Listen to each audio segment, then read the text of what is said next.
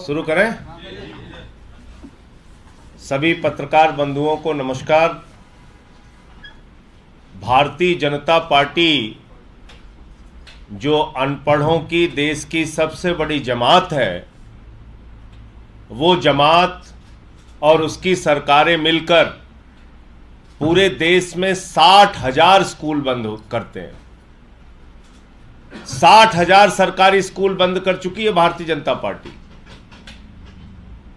और जब इस अनपढ़ों की जमात का सबसे बड़ा भवन बना, दिल्ली का भारतीय जनता पार्टी का दफ्तर बना, तो इन्होंने पहला लक्ष्य अपना निर्धारित किया। बोले इस दफ्तर के बनने के बाद सबसे पहले क्या करना है?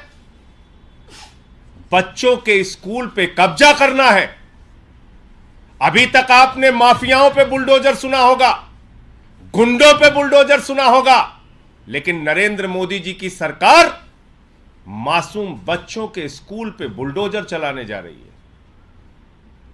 जिस स्कूल में 350 बच्चे पढ़ते हैं, भारतीय जनता पार्टी के दफ्तर के ठीक बगल का स्कूल, उस स्कूल पर बुलडोजर चलाने की भारतीय जनता पार्टी ने पूरी तैयारी और कोशिश कर ली और उससे संबंधित तमाम ऑर्डर और कागज हैं।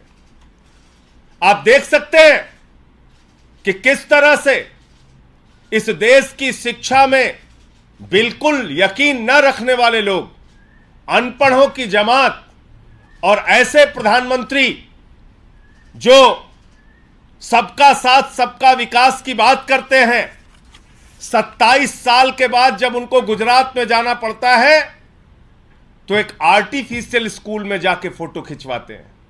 एक स्कूल पूरे गुजरात में ऐसा नहीं बना पाते जिसमें जाकर वो अपनी फोटो खिंचवा सके। और जब आप अपना दफ्तर बना रहे हैं मोदी जी, उसका उद्घाटन कर रहे हैं, उद्घाटन के मौके पर बड़ी बड़ी बातें कर रहे हैं और साथ ही साथ मासूम बच्चों के स्कूल पे बुलडोजर चलाने की तैयारी कर रहे हैं, यह अत्यंत शर्मनाक और मैं ये कहूंगा कि शिक्षा को, बच्चों के स्कूल को रौंदने का भारतीय जनता पार्टी का प्रयास है।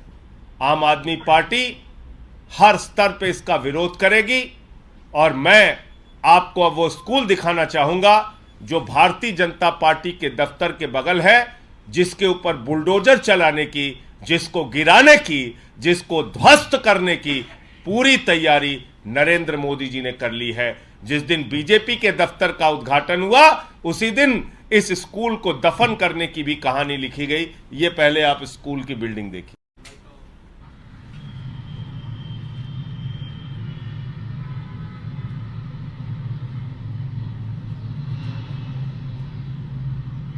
यह है देश का राष्ट्रीय अनपढ़ भवन, बीजेपी का दफ्तर।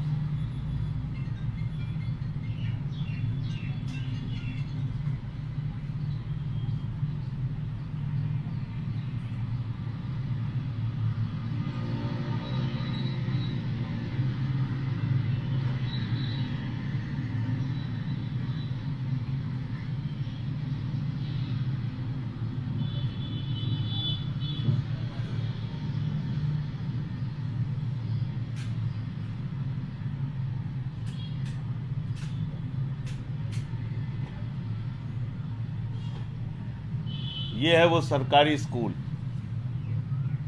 ये वो स्कूल है जिसको स्कूल का फोटो डाल, जिसके ऊपर बुलडोजर चलाने की भारतीय जनता पार्टी तैयारी कर रही है। इसकी स्कूल की फोटो भी, ये स्कूल की फोटो है, ये स्कूल की फोटो है।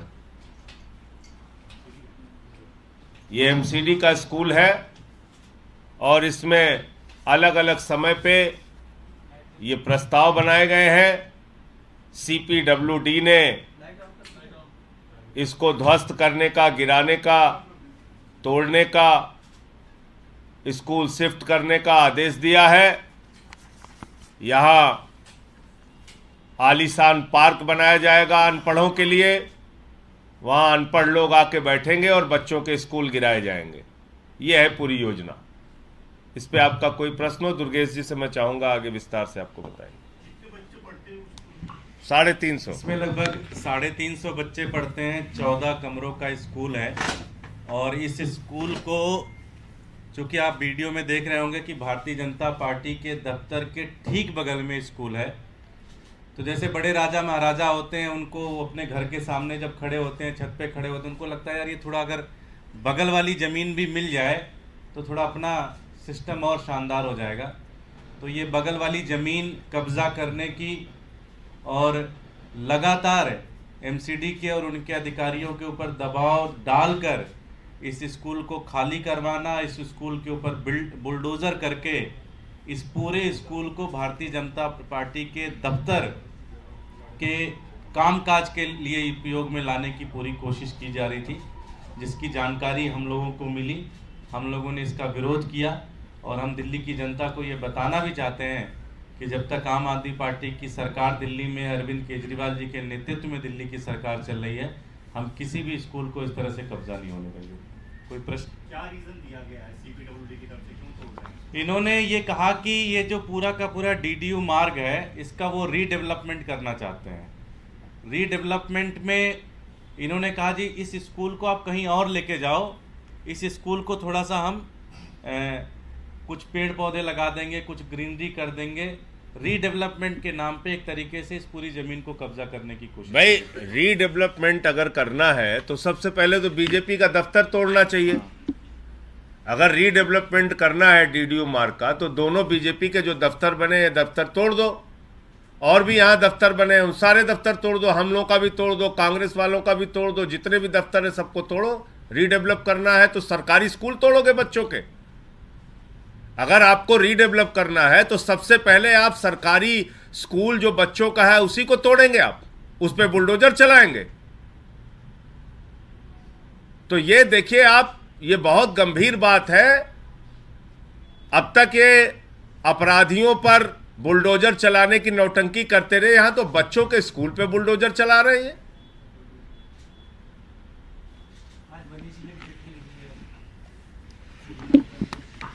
देखिए वो बहुत ही मार्मिक और गंभीर संवेदनशील चिट्ठी दिल्ली के पूर्व उप मुख्यमंत्री मनीष सिसोदिया जी ने लिखी है और इस बात पे चिंता जाहिर की है कि एक अनपढ़ व्यक्ति अगर देश का प्रधानमंत्री होगा तो किस तरह से उसका खामियाजा हम लोगों को भुगतना पड़ेगा।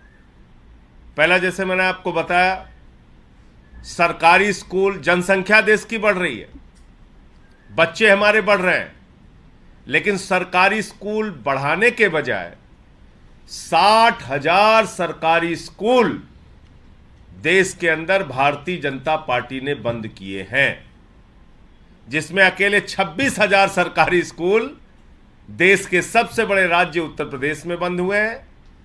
हजारों स्कूल बंद हुए हैं मध्य प्रदेश में, हजारों स्कूल बंद हुए हैं गुजरात में।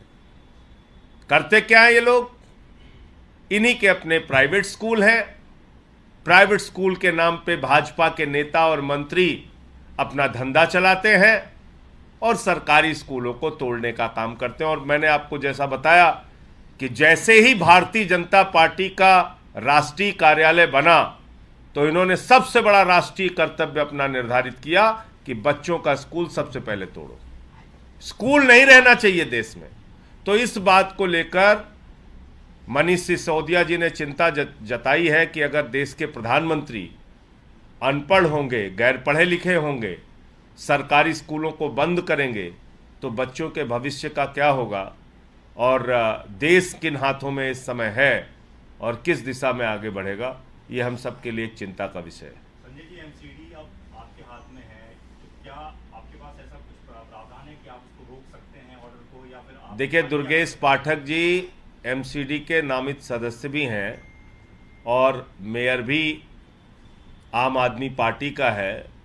हमने तो आपको सीपीडब्ल्यूडी और एमसीडी और मोदी सरकार की मिली भगत से जो ये बुलडोजर चलाने की कोशिश है उसका खुलासा आपके सामने किया।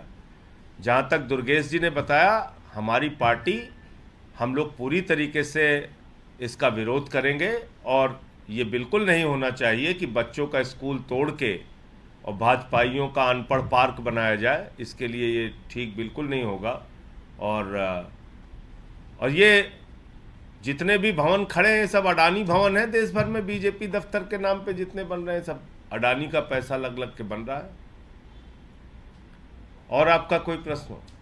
इससे थोड़ा हटके सवाल है, कल आप विपक्षी पार्टियों की बैठक में गए थे, एक बड़ी प्रेस कॉन्फ्रेंस भी हुई, 19 पार्टीज उसमें इन्वॉल्व है, लेकिन अब सवाल ये उठ रहा है कि अगर ये यूनाइटेड अपोजिशन का प्लेटफॉर्म लॉन्च होता है तो जो ग्रुप 8 था आपका मुख्यमंत्रियों का, नॉन बीजेपी नॉन कांग्रेस मुख्यमंत्रियों का, उसका फ्यूचर क्या होगा, फेट क्या होगा? देखिए, हर जगह के लिए अलग अलग स्ट्रेटेजी होती है। संसद के अंदर सरकार को कैसे घेरना है उसकी एक अलग प्रकार की रणनीति होती है। 19 राजनीतिक दल एक मंच पर एक साथ क्यों आए? मुद्दा क्या था? मुद्दा था मोदी अडानी भाई भाई देश बेच के खाई मलाई, यानी कि जो लाखों करोड़ का भ्रष्टाचार नरेंद्र मोदी जी ने अपनी राजनीतिक सत्ता को बचाए रखने के लिए आर्थिक सत्ता जो खड़ी की है अडानी के जरिए, उस घोटाले पे जेपीसी बनाओ। जेपीसी बनाने के लिए सरकार तैयार नहीं थी। इसको लेके पूरा संसद का सत्र चलने नहीं पाया, मोदी सरकार ने चलने नहीं दिया। और क्या मैसेज दिया पूरे देश को कि पूरे देश में लाखों करोड़ का घोटाला हो जाए, विदेशों से लाखों करोड़ काला धन अडानी की कंपनी में लगा दिया जाए, इंडिया बर्बाद हो जाए, लेकिन अडानी बर्बाद नहीं होना चाहिए। तो भारत के प्रधानमंत्री इंडिया के प्रधानमंत्री नहीं, अडानी के प्रधानमंत्री हैं, ये बात उन्होंने साबित कर दी। और इसलिए वो सारे लोग इकट्ठा हुए थे। इसको किसी चुनावी दृष्टिकोण से ना देखा जाए। और चुनाव को लेके जो घटनाक्रम है वो अलग ढंग से उसको आप देखिए, लेकिन जो कल 19 राजनीतिक दलों का एक साथ आना था वो सिर्फ और सिर्फ ये अडानी के घोटाले पे। क्या इससे G8 की रेलेवेंस कम होती हुई आपको दिखती है या उसको अब रखने का कोई औचित्य नहीं? G8 एक अलग प्रकार का प्रयास है और मैं समझता हूं कि उसके बारे में माननीय मुख्यमंत्री अरविंद केजरीवाल जी विस्तार से आपको बता पाएंगे। मैं तो पार्लियामेंट की जो ये यूनिटी थी, विपक्षी दलों की जो मांग थी, मैं उसके बारे में आपको जानकारी दे सकता हूं।